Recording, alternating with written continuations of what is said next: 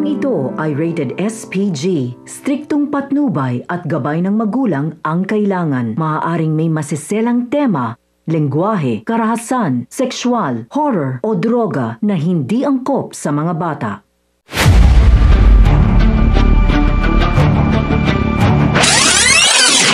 Mga kapamilya, mapagtatagumpay ang kaya ni Tanggol ang kanyang unang misyon o tuluyan ang malalagay sa panganib ang buhay ng kanyang mga kaibigan.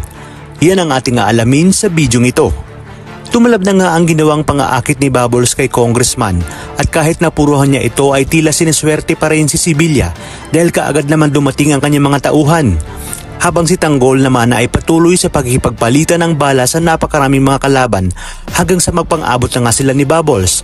At kahit sinabi ni Tanggol na masyadong marami ang kalaban at agabrado sila, ay talagang buo na ang loob ni Bubbles na mapatay sa araw na yon si Congressman Sibilya. Kung kaya't walang nagawa si Tanggol kundi makipagsabayan kay Bubbles at sinalubong ang mga tauhan ni Sibilya. Sa kabilang banda, walang kaalam-alam si Ramon na alam na pala ni David ang kanilang illegal na negosyo dahil nga kay Olga. Nais ni Ramon na maging malinis at walang bahid ng kahit anong droga ang lugar bago niya ito ipakita kay David.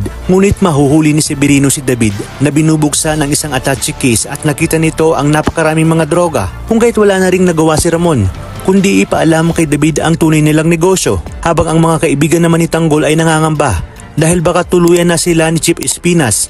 Kinakabahan naman si Mayor sa diskarte ni Tanggol at para sa kaligtasan ng kanyang apong si Bubbles dahil baka umanong maisip ni Tanggol na tumakas lalo pat nakalabas na ito ng bilibid.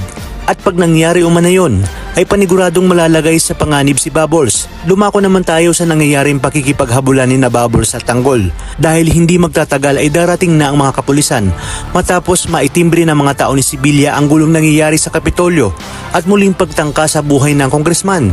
Kaya naman sinabi ni Tanggol kay Bubbles na kinakailangan na nilang tumakas dahil paniguradong masusukol na sila. Sisigaw si Bubbles na hindi po pwede at paninindigan niya pa rin na kinakailangan mapatay si Congressman Sibilya. Alam ni Bubbles ang pwedeng mangyari kapag nabigo sila sa kanilang misyon. Hindi lang ang mga kaibigan ni Tanggol ang malalagay sa panganib kundi pati siya.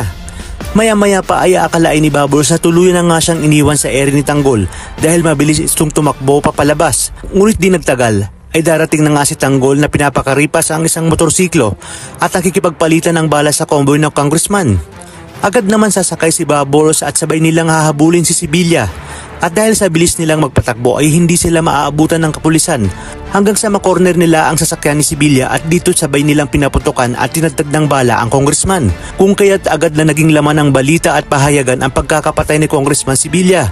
Hindi pa man ibinabalita ni Bubbles ay nalaman ni Espinas na nagtagumpay sila sa kanilang misyon. Kaya namang kapamilya, abangan natin ang mga susunod na tagpo dito lang sa pambansang teleserye ng Sambayanan, ang FPJ's Batang Quiapo.